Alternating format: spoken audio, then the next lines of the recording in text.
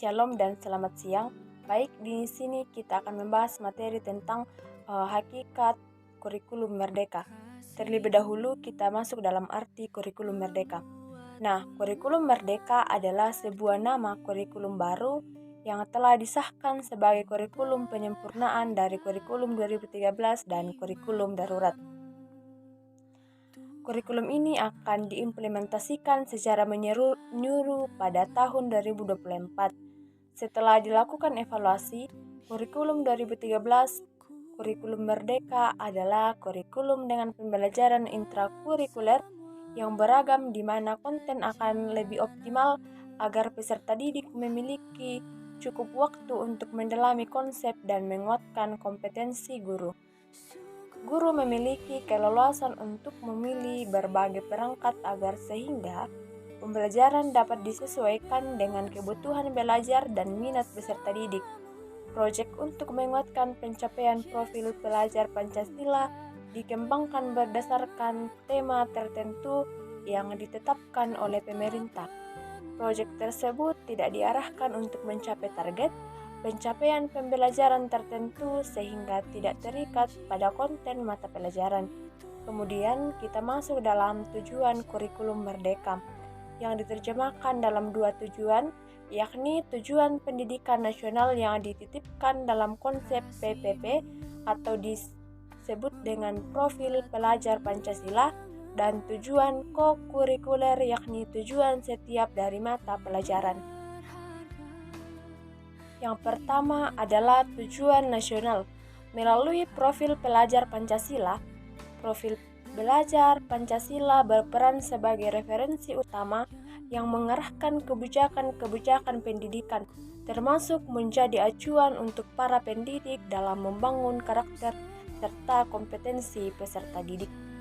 Profil pelajar Pancasila harus dapat dipahami oleh seluruh pemangku kepentingan karena perannya yang penting. Profil ini perlu disederhanakan dan mudah diingat dan dijalankan baik oleh pendidik maupun oleh pelajar agar dapat dihidupkan dalam kegiatan sehari-hari. Berdasarkan pertimbangan tersebut, profil pelajar Pancasila terdiri dari 6 dimensi, yaitu yang pertama, beriman bertakwa kepada Tuhan Yang Maha Esa dan berakhlak mulia, di mana belajar yang berakal dalam hubungannya dengan Tuhan Yang Maha Esa, yang memahami ajaran agama dan kepercayaan serta menerapkan pemahaman tersebut dalam kehidupannya sehari-hari. Ada 5 elemen kunci beriman bertakwa kepada Tuhan Yang Maha Esa dan berakhlak mulia, yaitu akhlak beragama, akhlak pribadi, akhlak kepada manusia, akhlak kepada alam, dan akhlak kepada bernegara. Yang kedua, dari berkebinekaan global, di mana pelajar di Indonesia mempertahankan budaya luhur lokalitas dan identitasnya dan tetap berpikir terbuka dan dalam berinteraksi dengan budaya lain, sehingga menimbulkan rasa saling menghargai dan kemungkinan terbentuknya budaya baru yang positif dan tidak bertentangan dengan budaya luhur bangsa. Elemen kunci dari berkebinekaan global meliputi mengenal dan menghargai budaya, kemampuan komunikasi interkultural dalam berinteraksi dengan sesama, refleksi dan tanggung jawab terhadap pengalaman kebinekaan, dan berkeadilan sosial.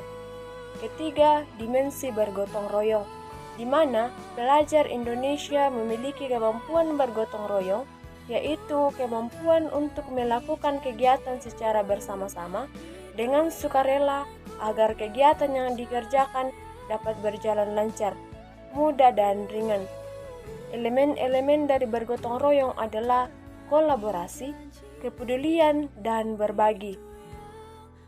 Keempat, dimensi mandiri, di mana pelajar Indonesia merupakan pelajar mandiri, yaitu pelajar yang bertanggung jawab atas proses dan hasil belajarnya. Elemen kunci dari mandiri tersebut adalah kesadaran akan diri dan situasi yang dihadapi serta regulasi diri. Kemudian yang kelima, dimensi bernalar kritis, di mana pelajar yang bernalar kritis mampu secara objektif memproses informasi baik kualitatif maupun kuantitatif, membangun keterkaitan antara berbagai informasi, menganalisis informasi, mengevaluasi dan menyimpulkannya. Elemen-elemen dari bernalar kritis adalah memperoleh dan memproses informasi dan gagasan, menganalisis dan mengevaluasi penalaran, merefleksi pemikiran, dan proses berpikir dalam mengambil keputusan.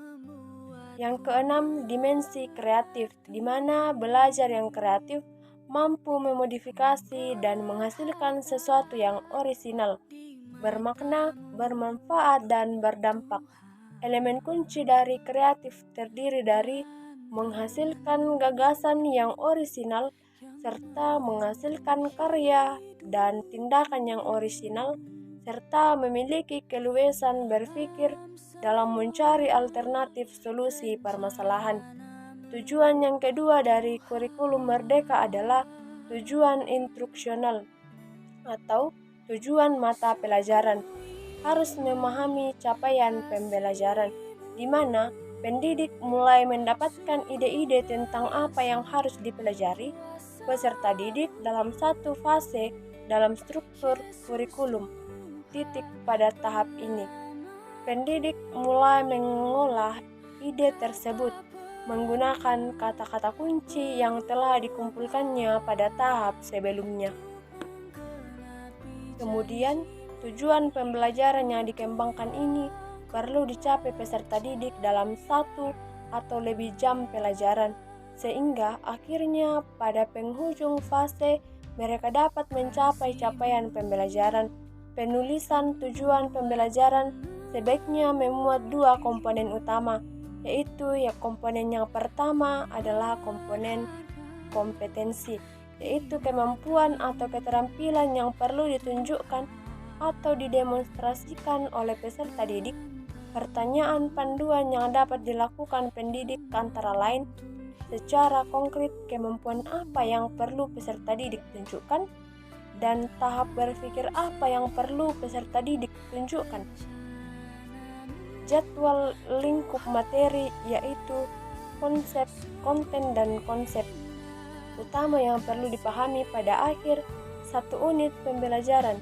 Pertanyaan panduan yang dapat digunakan pendidik antara lain, hal apa saja yang perlu mereka pelajari dari pembelajaran masuk dalam manfaat kurikulum merdeka. Manfaat kurikulum merdeka dilihat dari satuan pendidikan, yaitu menjadikan satuan pendidikan sebagai sebuah ekosistem yang terbuka untuk partisipasi dan keterlibatan masyarakat, menjadikan suatu pendidikan sebagai organisasi pembelajaran yang berkontribusi kepada lingkungan dan komunitas di sekitarnya. Manfaat bagi pendidik yaitu memberikan ruang dan waktu untuk peserta didik mengembangkan kompetensi dan memperkuat karakter dan profil pelajar Pancasila, merencanakan proses pembelajaran, proyek profil dengan tujuan akhir yang jelas, mengembangkan kompetensi sebagai pendidik yang terbuka untuk berkolaborasi dengan pendidik dan mata pelajaran lain untuk memperkaya hasil pembelajaran. Ketiga, manfaat bagi peserta didik, yaitu memberikan ruang dan waktu untuk peserta didik mengembangkan kompetensi dan memperkuat karakter dan profil pelajar Pancasila, merencanakan proses pembelajaran proyek profil dengan tujuan akhir yang jelas, mengembangkan kompetensi sebagai pendidik yang terbuka untuk berkolaborasi dengan pendidik dari mata pelajaran lain yang memperkaya hasil pembelajaran. Kemudian kita masuk dalam karakteristik khusus kurikulum merdeka. Yang pertama, orientasi holistik. Artinya, direncanakan untuk mengembangkan murid secara holistik yang mencakup kecakapan akademis dan non-akademis.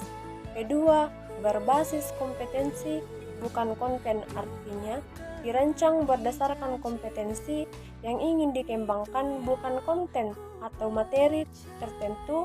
Yang ketiga, kontekstualisasi dan personalisasi, artinya dirancang sesuai dengan konteks. Kemudian, karakteristik umum kurikulum merdeka yang pertama, mengembangkan soft skill dan karakter peserta didik, di mana orientasi kurikulum merdeka berfokus pada pengembangan peserta didik agar memiliki prinsip-prinsip yang terdapat dalam Sila Bangsa Indonesia. Hal tersebut sesuai dengan visi pendidikan di Indonesia, yaitu mewujudkan Indonesia yang maju, berdaulat, mandiri, dan berkepribadian melalui terciptanya pelajar Pancasila. Yang kedua, memfokuskan terhadap materi yang esensial, di mana penyusunan kurikulum merdeka berlandaskan pada efisien dan efektivitas.